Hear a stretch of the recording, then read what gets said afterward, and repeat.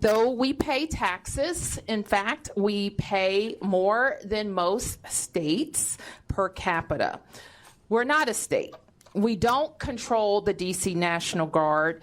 We don't have senators or full autonomy.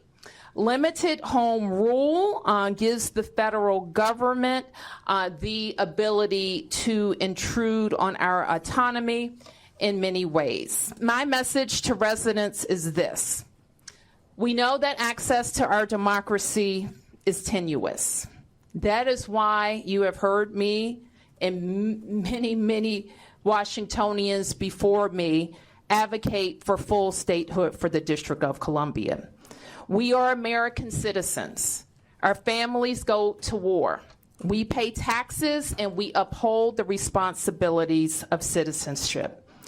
And while this action today is unsettling and unprecedented, I can't say that given some of the rhetoric of the past, that we're totally surprised. We have been advised, and we will continue to make this clear that this is needed in our city, that all law enforcement be identifiable by a uniform, a badge, a jacket, so that people know that they are law enforcement.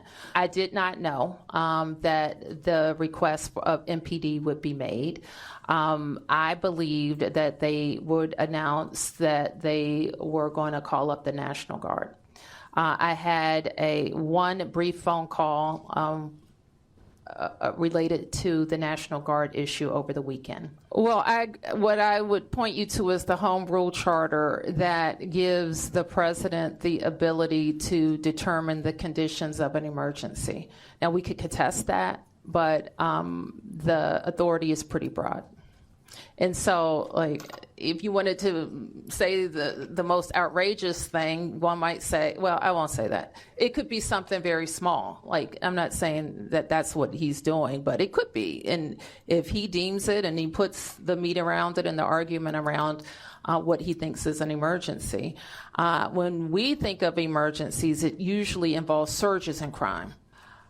I'm going to work every day to make sure it's not a complete disaster.